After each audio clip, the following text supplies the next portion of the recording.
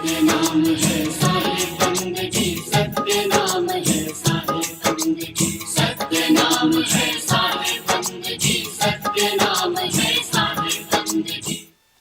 बोलिए सदगुरुदेव की जय। साहब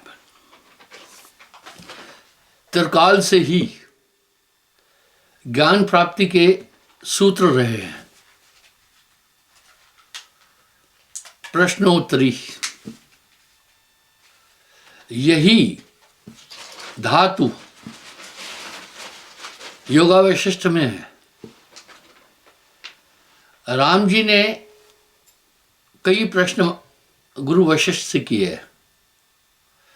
उसी प्रश्नोत्तरी का संग्रह है योगावशिष्ट। इसी प्रकार द्वापर युग में भी अर्जुन ने वासुदेव कृष्ण जी से कई प्रश्न पूछे। उसके उत्तर ही श्रीमद् गीता है। यही चीज धर्मदास ने भी साहब से अनंत प्रश्न पूछे। आइए आज आपको तत्वदर्शी साखियां प्रश्नोत्तरी पर बात करता हूं।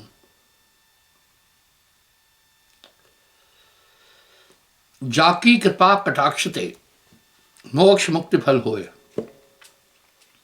सतगुरु वंदन करूं काया बच मन सोए। तेरी कृपा कटाक्षते कटे काल जंजाल, बार बार तो है नमन है होए कृपाल दयाल। बोधे सो गुरुदेव है, जो बोध रहा है वो गुरुदेव है। बोध लेव सो शिष्य, जो उसको फिर सुनकर ग्रहण करता है वो शिष्य है। साधन चार संपन्न जो गुरु भक्ति उर्ता जास, हेतु वर्णन करूं दर्शन तत्व विकास। चार धातु है भक्ति के। शिष्य प्रश्न कर रहा है, हे गुरुदेव भक्ति के चार धातु का वर्णन करो, क्या है?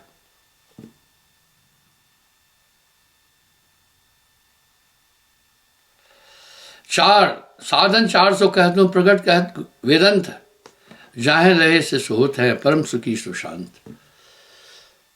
बोला है धर्मदास, इन चार प्रश्नों को, चार चीजों को पा करके शिष्य प्रसन्न होगा, खुश रहेगा। विवेक विचार प्रथम। विचार आपका, विवेक आपका वो साथी है। उदाहरण के लिए कभी कभी आदमी क्रोध में आकर किसी से लड़ाई करता है और मार डालता है। अगर उस जगह थोड़ा विचार करना था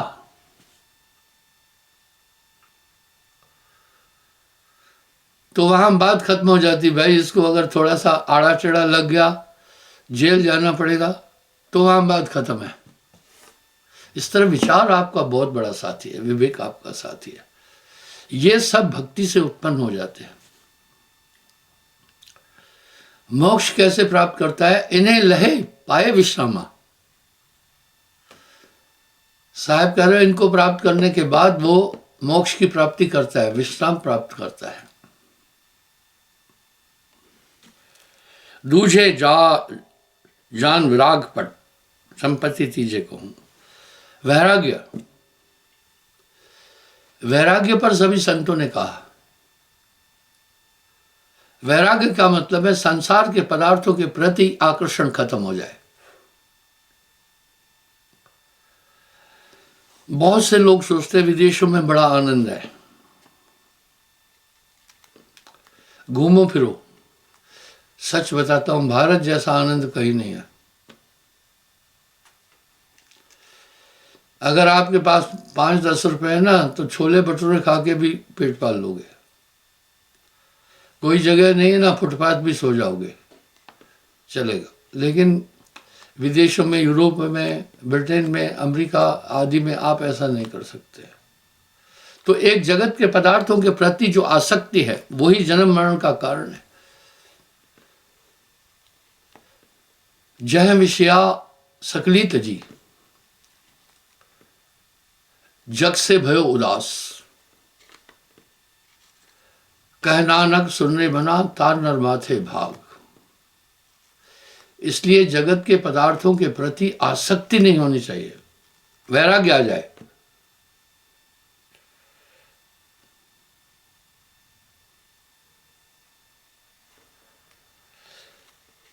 चार पदार्थ एक मग माही, कहे कबीर कोई जानत नहीं। ये चार पदार्थ क्या है? काम, धर्म, अर्थ, मोक्ष। चारों भक्ति में मिल जाएंगे। ये साहब कह रहे हैं चार पदार्थ एक मग माही। मग रास्ते को कहते हैं।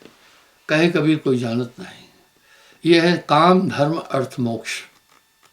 ये चारों भक्ति से प्राप्त हो जाएंगे।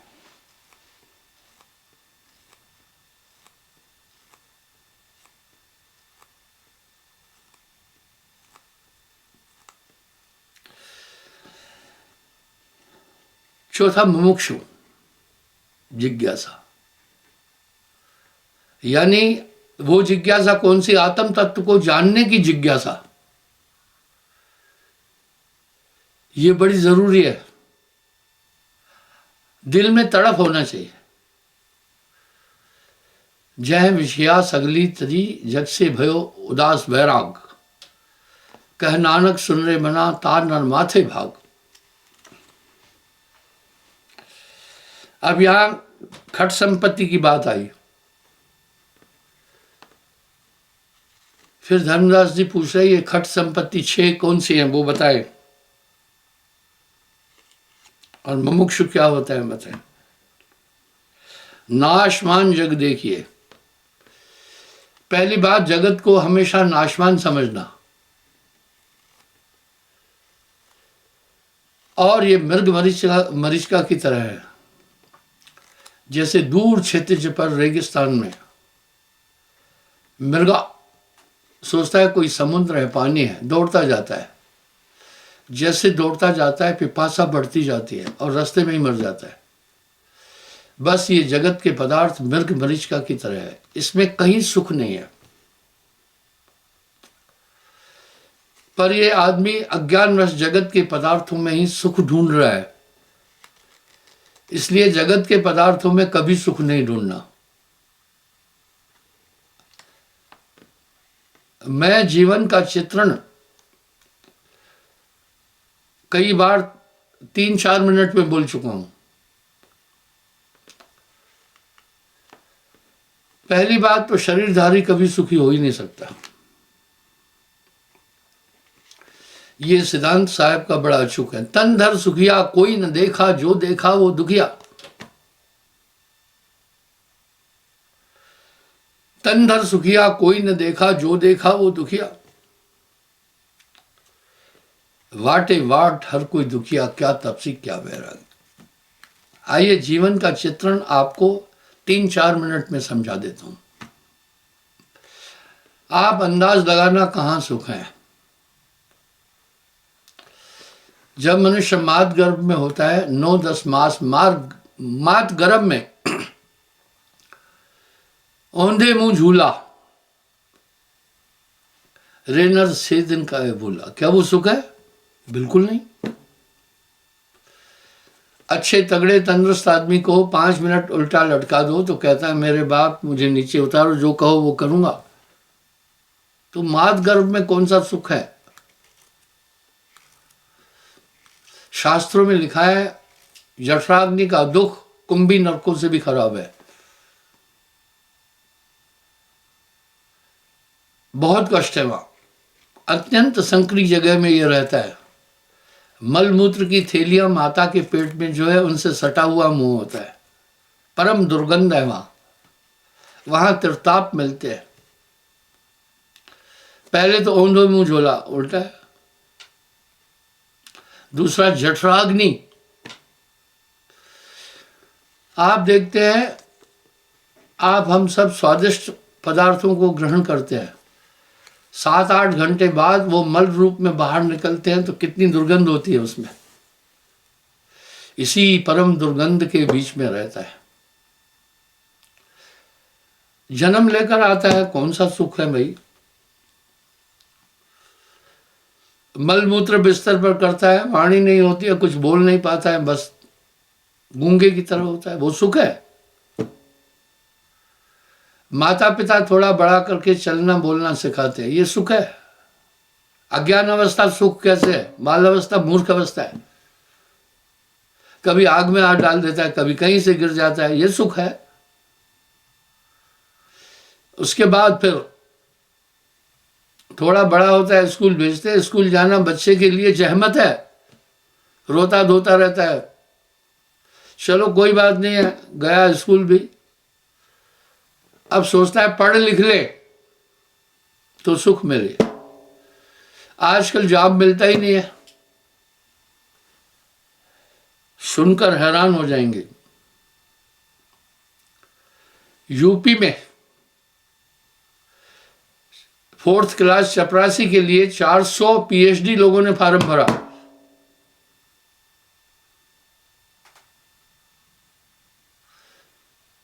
नौकरी के लिए पीएचडी लोगों ने, चपरासी की नौकरी के लिए। तो जो स्कूल एजुकेशन वाले हैं उन्होंने ऐतराज किया कि भाई हमारे लिए 4th क्लास है, वो भी आप पढ़े लिखे लोगों को देंगे, हम कहां जाएंगे? तब सरकार ने नियम बनाया, +2 के ऊपर वाले 4th क्लास के लिए अप्लाई नहीं कर सकते, नौकरी मिलती नहीं है, दुखी घूमता रहता है। उदाहरण देता हूं, सुख नहीं, तन दर सुखिया कोई नहीं देखा। माता पिता एक आए, मुझे कहने लगे लड़का ब्याह नहीं कर रहा है। लड़का बेचारा मुंह उतरा उतरा परेशान सा खड़ा था, चुपचाप खड़ा था। बोला इसकी उम्र 32 साल हो रही है, शादी के लिए तैयार नहीं होता।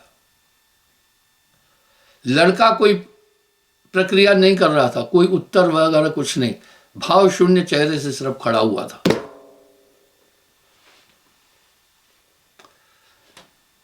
बोला बहुत समझाते हैं लेकिन ये शादी नहीं कर रहा है।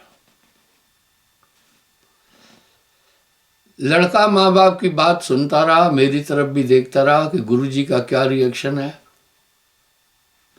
पोस्ट ग्रेजुएट लड़का था। मैंने बेटे से बोला, लड़के से बोला, भाई शादी क्यों नहीं कर रहे हो? वो बेचारा इतनी देर में एक भी शब्द नहीं बोला था, गुमसुम खड़ा था। बोला गुरुजी, घर में उठते बैठते दिन में 50 ताने मारते हैं मेरे माँ बाप। कहते हैं पढ़ाया लिखाया बड़ा किया, अभी निखट्टू बैठा हुआ है, कोई काम धाम नहीं करता है। गुरुजी, हर नौकरी के लिए फॉर्म भरता हूं, कहीं जगह नहीं मिल रही है। ये मेरी शादी करेंगे, कर मेरी बीवी आएगी, मेरा जीना हराम कर देंगे दोनों, और बच्चे भी हो जाएंगे। गुरुजी, जब तक जॉब नहीं मिलेगा मैं इनके भरोसे शादी नहीं करना है। क्यों नहीं करना है? ताने मारते रहते रात दिन, उठते बैठते पढ़ा लिखा कर पाल पोस कर बड़ा किया, दंड मुसंड बैठा रहता है, कोई काम धाम नहीं कर रहा है। गुरुजी क्या करूं, मैं हर जगह कोशिश कर रहा हूं, काम मिल नहीं रहा है, इसलिए मैं शादी नहीं करना। चलो शादी भी कर लिया, सुख मिला? नहीं सुख मिला, कतई नहीं सुख मिला। अब जॉब ढूंढते हैं, चलो कोई नौकरी मिली, नौकरी का मतलब न करी, पराधीनता है। हर नौकरी करने वाले के ऊपर कोई ना कोई है, गुलामी है नौकरी तो। जी सर। चलो ले दे करके नौकरी भी मिल गई। अब वो परेशान है, परेशान है। अब सोचता है बेटा मिल जाए। अब ग्लोबल वार्मिंग के कारण से एक असर पड़ गया है, स्त्री पर भी पुरुष पर भी। अब बेटियां ज्यादा हो रही है, बेटे कम होते जा रहे हैं। मैं आपको पहले बता देता हूं, आप ये बात घर जाकर डायरी में लिखना, भूलना मत। 10 साल बाद 50% लड़कियों की शादी नहीं होगी। मैंने ऐसी कई भविष्यवाणियां की हैं, लोगों ने इस पर गौर नहीं किया। ग्लोबल वार्मिंग की बात सबसे पहले मैंने बोली थी, वैज्ञानिक तो बाद में बोले।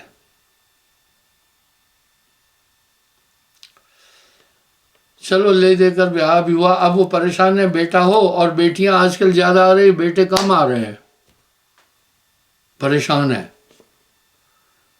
मेरे भाइयों, 10 दिशा में लागी आग, कहे कबीर कहां जाइयो भाग। चलो बेटा भी आया, कौन सा सुख मिलेगा। अब साहब यहां क्या कह रहे हैं, ब्याह भया आया जब बूता, शादी के बाद बेटा आ गया। आगे क्या बोल रहे हैं सुनो, पूत नहीं समझो यमदूता। कह रहे समझना घर में यमदूत आ गया एक। आज हम जटिल युग में जी रहे हैं।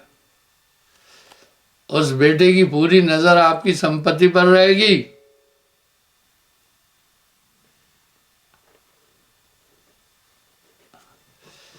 अब साहब बेटे पर एक बात बोल रहे हैं,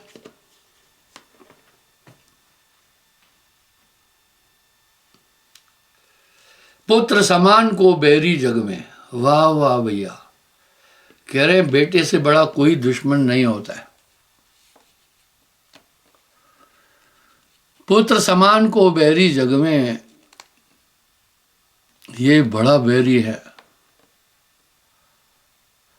ये दुनिया मांगती ही परमात्मा से विष है, विकार मांगता है, मोक्ष कोई नहीं चाह रहा है। क्यों बड़ा बैरी है? आगे साहब कह रहे हैं, जन्मत ही दारा हर लई। दारा वो दारा सिंह नहीं, दारा स्त्री को कहते हैं। धन दारा संपत्ति सकल, जन अपनी करमान, इनमें कुछ साचो नहीं, नानक साची मान।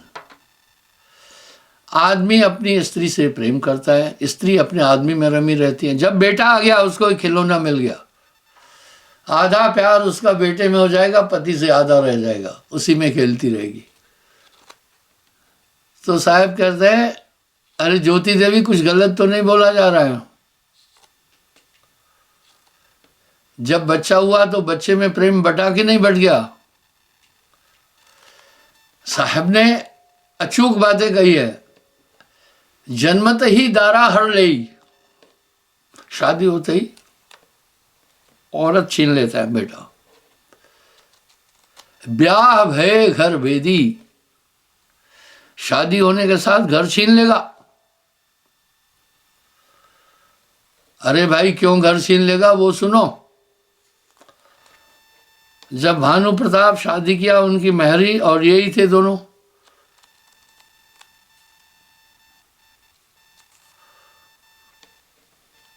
अब इनका बाप पहले घर में आराम से आता जाता था, लेकिन अब जब बेटे की शादी हो गई तो खांकता खूंकता जाएगा, कहीं बहू पता नहीं कैसे बैठी हुई हो। देखा, अब वो अपने ही घर में पहले इशारा करके जाएगा, लेकिन भानु का बाप जब बेटे की शादी नहीं थी सीधा चला गया। जन्मत ही दारा हर लई, दारा स्त्री को कहते, पैदा होते दारा स्त्री छीनता है। ब्याह भय घर बेदी, यानी शादी होने के बाद घर छीन लेता है। वृद्ध भय बित हर लई, जब बूढ़े हो जाओगे बेटा पूरी संपत्ति पर कब्जा कर देगा।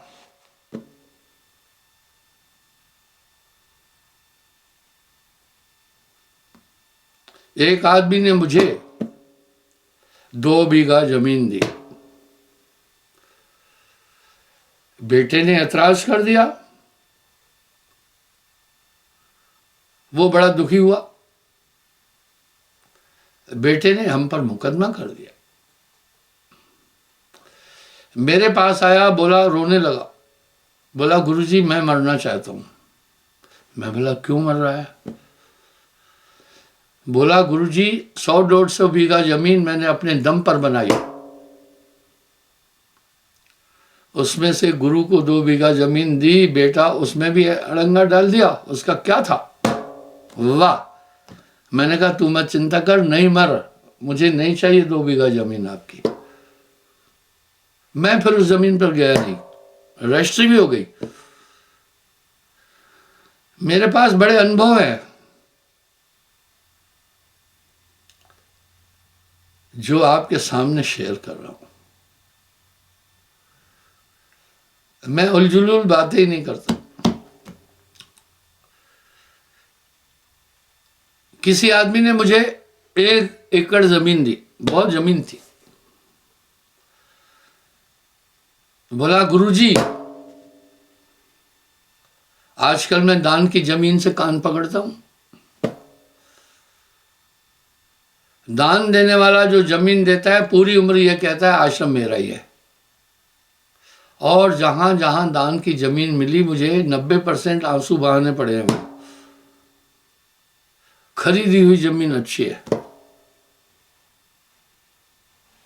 तो उसने कहा गुरुजी बड़ी जमीन है, 1 एकड़ आपको दान देना चाहता हूं। मैं मांगा ही नहीं किसी से, पुत्र की बात बताना चाहता हूं। बाद में वो बेचारा पूरा हो गया, मुझे फुर्सत नहीं थी। जब मुझे फुर्सत नहीं थी मैं वहां कुछ नहीं कर पाया। मैं कहा बाद में देखेंगे। अभी भी काफी ऐसी जमीनें पड़ी हैं जहां मैं अभी कुछ काम नहीं किया। भानु पड़ी है, नहीं पड़ी है?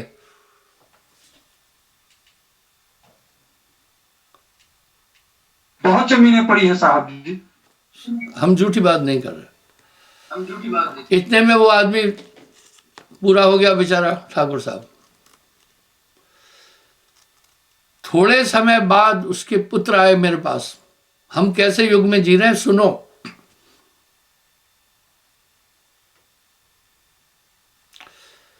मुझे कहने लगे बहुत बड़ी समस्या हो गई हमारे घर में। मैंने कहा क्या?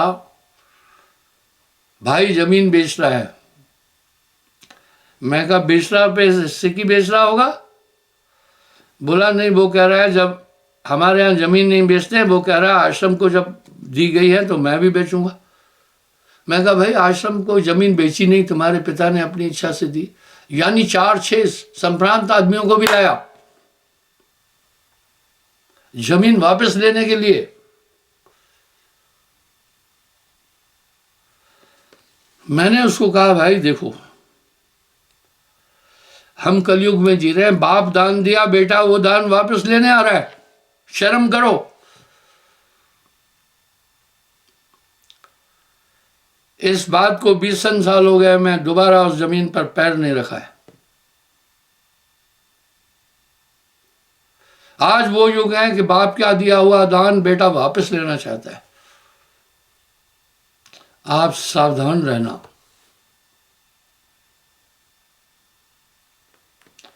इस तरह कौन सा सुख है? जन्मत ही दारा हर लई। आपको ये किस्से कोई कहानियां नहीं सुनाता हूं, सजग करता हूं, ठीक है? संभलना इस संसार में कोई अपना नहीं है। ये जगह स्वार्थ का मीत, कोई नहीं यहाँ अपना हित। इसलिए लोगों से कहता हूं अपने जीते जी अपनी जमीन बेटों को कभी मत देना, अपने पास रखना। और वृद्ध भय बित हर रही। बुढ़ापे में पूरी संपत्ति पर कब्जा करेगा, उसकी नजर ही वही है। मुझे उम्मीद है कि आप सब मेरी इस बात से सहमत होंगे।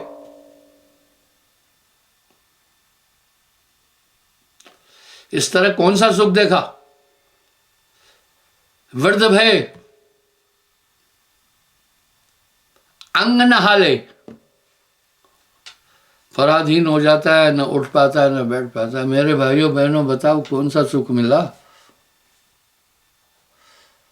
थोड़ा सा विचार तो कर लो। वृद्धावस्था बड़ी खराब है। जितने वाइटल ऑर्गन हैं सब काम करना बंद करते हैं, फेफड़ों में ऑक्सीजन पैदा नहीं होती है, ज़्यादा श्वास की प्रॉब्लम आ जाएगी।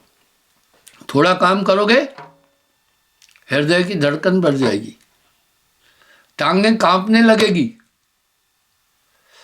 वृद्ध भय तन कापन लागो, नेक धरत नहीं धीर, करो रे मन वाह दिन की तपतीर। साहब के शब्द कोई कहानियां किससे नहीं है, सतर्क कर रही है समाज को। तो मुझे ये बताओ कौन सा सुख मिला इस शरीर में? संसार को दुखों का घर कहा। मैंने कई बार उदाहरण दिया है।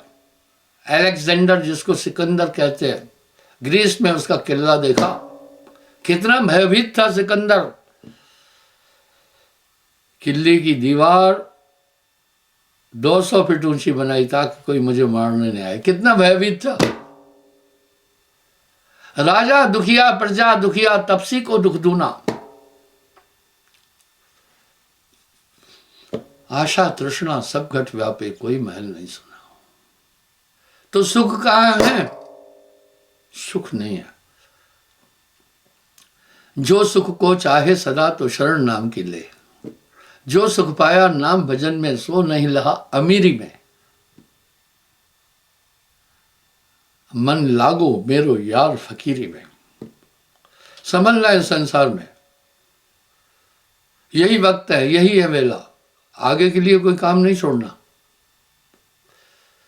मध्याह्न के बाद सूरज जब पश्चिम की तरफ जाता है, उसका तेज और रोशनी दोनों कम हो जाती है। 37 साल के बाद बुढ़ापा दस्तखत देता है आकर। आजकल खान पान भी ठीक नहीं है। यही वक्त है, यही है वेला। आगे प्रश्न कर रहे हैं, अब विवेक क्या? नाशवान जग देखिए, मन में उपजे चाव, सत्य वस्तु जानकर चाहे, वह विवेक को भाव। 5 तत्व गुण 3 मिल, अष्टंगी तेहनाम, आठों आठों से मिले हो, भयो जगत परिणाम।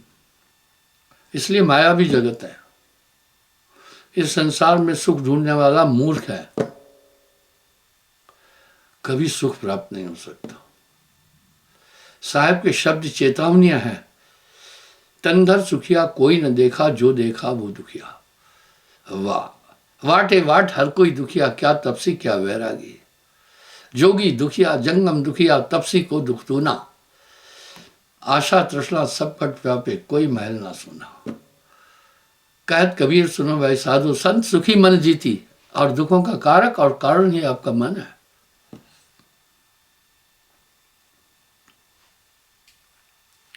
पांच तत्व गुण 3 मिल, अष्टंगी तेहनाम, आठों आठों ते मिलो, भयो जगत परिणाम। वैराग्य का गुण है नाशवान जग जान के, मनुष्य होए उदास। मुनिजन कहते हैं विराग सो नासत विषय विकास। कहत कबीर सुनो भाई साधो, रुई लपेटी आ गए। जिन जिन चीजों में सुख ढूंढ रहे हो उनका अंतों अथवा परिणामी दुख है। जैसे सुगना सुआ सेमर के फूल को खाने का फल जानकर दूर से उड़ के आता है। चोंच लगे पछताना है, चोंच मारता है, रस की जगह रुई निकल आती है। इस दुनिया में सुख ढूंढना सबसे बड़ी बेवकूफ़ी है, बहुत बड़ी बेवकूफ़ी है। सुख तो आपके अंदर है। आत्मानंद के समान कोई संसार में आनंद नहीं है।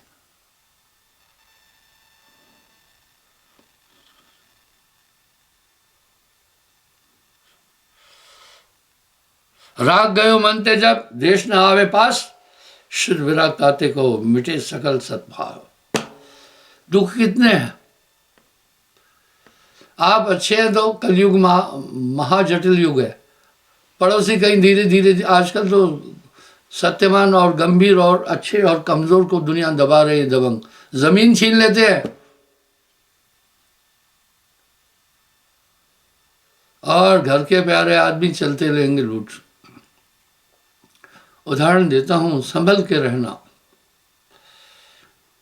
अधिकतर बेचारे यूपी बिहार में डेंसिटी ऑफ पॉपुलेशन ज़्यादा है, मजदूरी वहाँ बड़ी कम है, तो कुछ बेचारे दिल्ली चले जाते हैं, कुछ बम्बई जाते हैं, कुछ गुजरात जाते हैं, कुछ अहमदाबाद जाते हैं, कुछ बेंगलुरु चले जाते हैं, कुछ चंडीगढ़ चले जाते हैं। उदाहरण देता हूँ, लुधियाना में मेरा पहला प्रोग्राम था, तो उतनी संगत वहाँ नहीं थी। जब मैं देखा एक हॉल फुल था, मैं कहा ये लोग कहाँ से आगे फुल हॉल है, लेकिन उसमें से कई पहचाने हुए चेहरे थे जिनको मैं जानता था, और वो यूपी बिहार के थे। बाद में उनसे पूछा, बोला गुरुजी यहीं आए हैं, थोड़ा काम करते, वहाँ दिहाड़ी कम है, यहाँ अच्छी दिहाड़ी है, इसलिए यहीं काम कर रहे हैं। क्या कहने का मतलब है, हर जगह में देखा गरीब आदमी वहां बेचारे कितनी जटिल जिंदगी जीते हैं।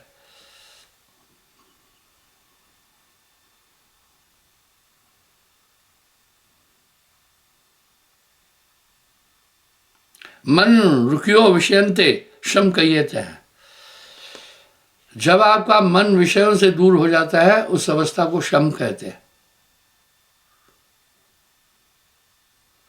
शम दम विवेक वैराग्य, ये मोक्ष के 4 द्वारपाल कहलाते हैं।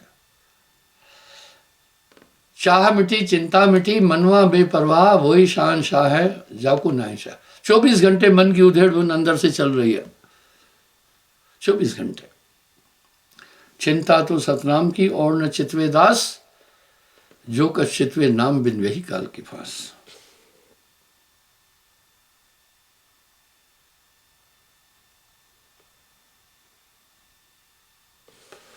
आगे कह रहे हैं, दम क्या है?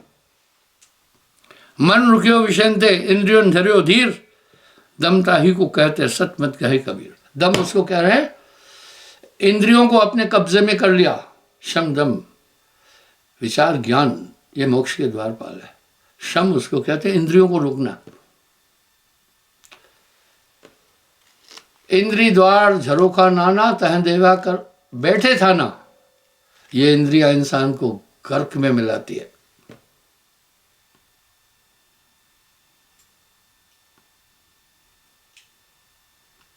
दुनिया के किसी भी पदार्थ में आनंद नहीं ढूंढना, किसी भी इंद्री को आनंद नहीं देना, आपने काबू में रखना। मैं उदाहरण देता हूं, एक लड़की थी, मुझे आकर बोला गुरुजी पेट गड़बड़ रहता है। मैंने उसको कहा ऐसा कर, तेल नमक मिर्ची चीनी खटाई, ये 5 पेट का सत्यानाश करते हैं, ये सिर्फ जीभ मांगती है। मैं कहा ये नहीं खाना, लेकिन वो 10-5 दिन में मिर्ची वाला भोजन खाती थी, उसको लूज मोशन लग जाता था। तो मैं पूछता था क्यों बीमार हो गई, कहती थी गुरुजी थोड़ा दिल किया मिर्ची वाला। अरे भरी बावरी, जब तुझे पता है कि मिर्ची खाने से तेरी सेहत खराब हो जाती है, क्यों खाती है? पर वो खा लेती थी। ये इंद्रिया, ये इंद्रिया है। दम ये है कि इन इंद्रियों को अपने काबू करना, यही भटका रही है। संतो तन खोजे मन पाया, तन ही मन है, इंद्री मन है। शिक्षा शीत उष्ण सुधा तृष्णा सुख दुख भावरो आय, इनको सहन स्वभाव सो कह तितिक्षा आता है। तितिक्षा क्या है? सुख दुख में समान रहे, मान अपमान में समान रहे, विचलित न हो।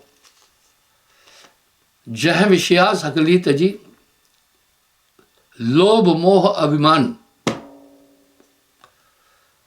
कह नानक सुन रे बना, मुक्त ताह को जान। और मन माया में फंद रहे हो, बिसरो नाम गोविंद। वाह। कह नानक सुनने बना, अंत पड़त यम फंद। ये इंद्रियां बहुत मतलब है, आपको पाप की तरफ ले जाएगी। इसलिए ज्ञानी की पहचान है इंद्रियों पर कितना नियंत्रण है उसका, मन पर कितना नियंत्रण है, इच्छाओं पर कितना नियंत्रण है, कर्म पर कितना नियंत्रण है। ये सभी चीजें भक्ति से प्राप्त हो जाती है। यही बात तो गोस्वामी जी भी कह रहे हैं, भक्ति स्वतंत्र सकल गुण खानी, और भक्ति की मां ही सत्संग है। भक्ति स्वतंत्र सकल गुण खानी, बिन सत्संग न पावे प्राणी। भाइयों क्षमा चाहता हूं, आज के प्रसंग में यह था कि वो नाम की ताकत जब आएगी तब ये काबू आएगा, नहीं तो नहीं आएगा। अपने दिल से जानिए, मेरे दिल की बात। आप नहीं देख रहे हैं कि आपकी प्रवृत्तियों में, रहन सहन में, खान पान में कितना बदलाव आया। काग पलट हंसा कर देना, ऐसा नाम सतगुरु में देना। सुमरन मत भूलना, कभी नहीं भूलना। रात को सोते, क्या है सुमरन की महत्ता? नानक जो निज दिन भजे, रूप राम तह जान, हरिजन हरि अंतर नहीं, नानक साक्षी मान।